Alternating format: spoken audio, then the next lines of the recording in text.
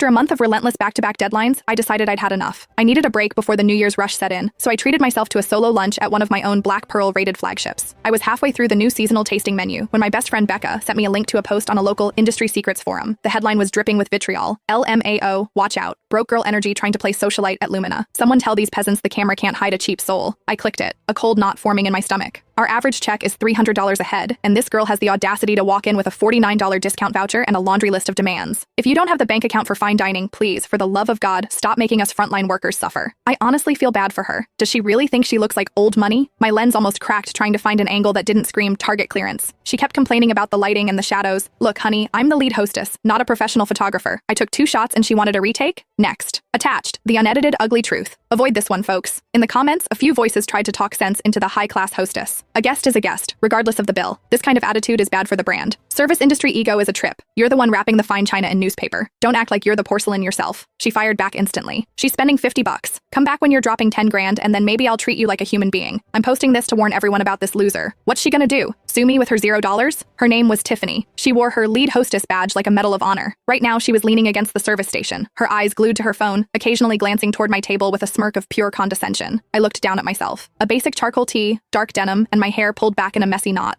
I didn't look like the target demographic for a restaurant where the wine list started at 3 digits. But I wasn't there to play dress up for Instagram. I am Rowan Montgomery, the founder and CEO of the Lumina Hospitality Group. I was dressed like this because our flagship's ratings had been plummeting. The complaints about staff elitism and the quality of our promotional menus were becoming a roar I couldn't ignore. To see the truth, I'd authorized the marketing department to run a signature experience voucher for a fraction of the usual cost, and I'd purchased one myself to perform an undercover audit. I expected poor service. I didn't expect to become the punchline of a viral hate post before my appetizer arrived. Tiffany finished her digital rant, seemingly satisfied, and sauntered over. She slammed a bottle of Evian onto my table with enough force to make the silverware rattle. There's your water. Her voice was flat, her eyes scanning the room for anyone more important than me. I frowned. I believe the tasting menu includes chilled S. Pellegrino served in a glass with a lemon twist. Tiffany let out a sharp, jagged laugh. Honey, look at the fine print. That service is for the $400 chef's table. Your little discount voucher doesn't even cover the cost of opening a bottle of sparkling. You're getting water. Drink it or don't. I pulled up the digital voucher on my phone, pointing to the line item. It says quite clearly, includes premium tableside water service. Are you telling me the menu is a suggestion? Or do you just believe promotional guests don't deserve what they paid for? She waved me off like a fly. That was a typo from the corporate office. We go by what's in the kitchen. If you're unhappy, you're free to get a refund and head to the McDonald's around the corner. We aren't exactly hurting for business. She turned to leave. Wait, I said, my voice low and steady. If there's no water, where is the food? I've been sitting here for 30 minutes. My amuse-bouche hasn't even hit the table. Tiffany stopped, looking me up and down with renewed disgust. The kitchen is slammed. High-value guests get priority. Your little voucher meal? The chef will get to it when he has a spare second. You won't starve in 10 minutes, I promise. I almost laughed. This was my gold standard team. This was the unforgettable experience I'd spent a decade building.